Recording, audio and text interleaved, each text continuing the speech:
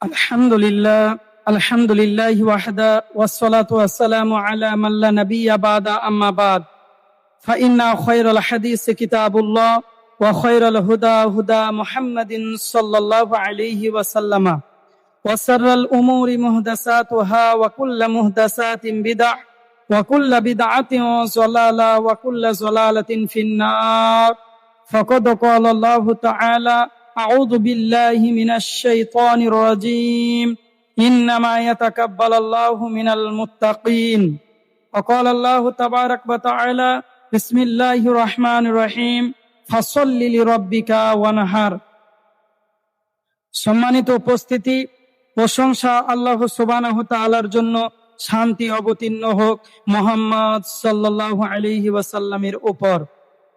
আজকে আপনাদের সামনে যে বিষয় নিয়ে আলোচ্যপাত করতে চলেছি সেই বিষয়টির নাম হচ্ছে কোরবানি। কোরবানি করণীয় ও বর্জনীয়। তবে সর্বপ্রথম আপনাদেরকে কয়েকটা বিষয়ে অবগত করি। তার মধ্যে একটা বিষয় হচ্ছে যে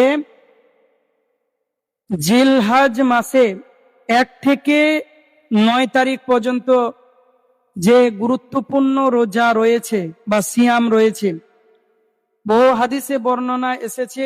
রাসূল আকরাম সাল্লাল্লাহু আলাইহি ওয়াসাল্লাম বলেছেন, আয়েশা রাদিয়াল্লাহু তাআলা আনহা বলছেন যে আল্লাহর নবী জীবনে কয়েকটা জিনিস ছাড়তেন না। তার মধ্যে একটা হচ্ছে জিলহজ মাসে 1 থেকে 9 তারিখ পর্যন্ত রোজা, মানে 9টা রোজা। তারপর প্রত্যেক বৃহস্পতিবার একটা করে রোজা, প্রত্যেক সোমবার একটা করে রোজা, মাসে 3টে করে রোজা, মুহররমের রোজা। এই রোজাগুলো তিনি ছাড়তেন না। তো যাই হোক না কেন, আমাদের সকলকে চেষ্টা করতে হবে যে কোরবানির বা জিলহজ মাসে যে 9টা রোজা আছে সেই 9টা রোজা যেন আমরা পালন করতে পারি।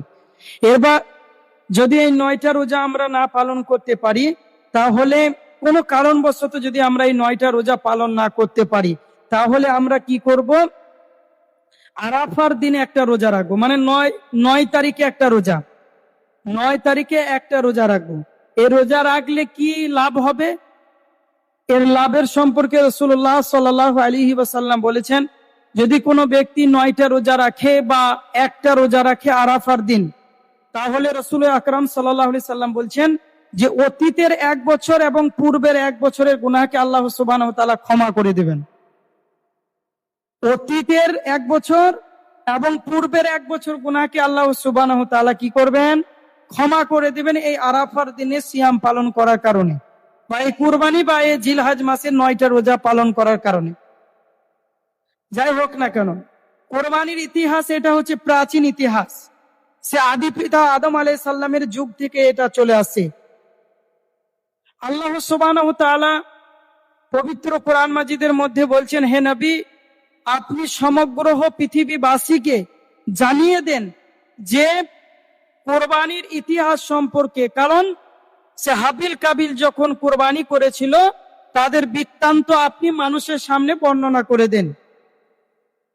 তো হাবিল কাবিল যখন কোরবানি করেন, তাদের মধ্যে একজন ছিল কৃষক আর একজন ছিল রাখাল, অর্থাৎ একজন ছাগল চড়াতো, দুম্বা চড়াতো, আর একজন ছিল কৃষক, মাঠে চাষবাস করতো, গম লাগাতো আর ইত্যাদি ইত্যাদি চাষের কাজ করতো।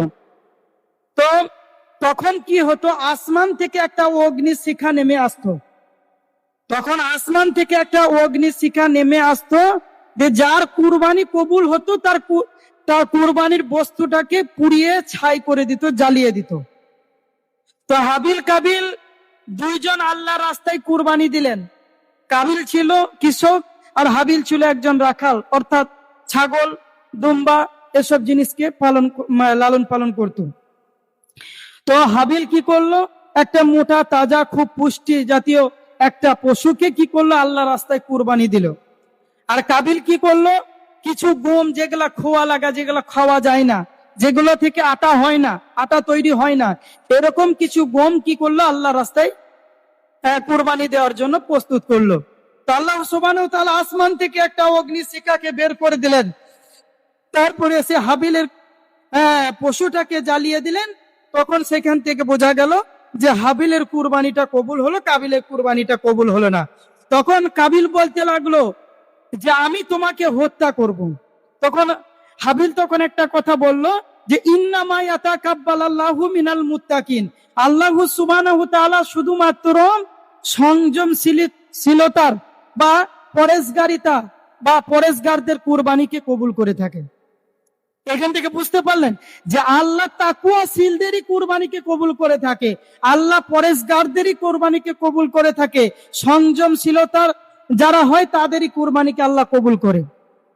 তাহলে আমাদের উদ্দেশ্য যদি কুরবানি এমন থাকে যে আমরা ভালো গরু কিনবো, পুষ্টি জাতীয় গরু কিনবো, লোককে দেখাবো বেশি দামে গরু কিনেছি, দেখো আমি কত সুন্দর গরুটা কিনেছি, গোশ খাওয়ার উদ্দেশ্যে যদি কুরবানি দেওয়া হয় তাহলে অবশ্যই মনে রাখতে হবে যে আমাদের কুরবানি কবুল হবে।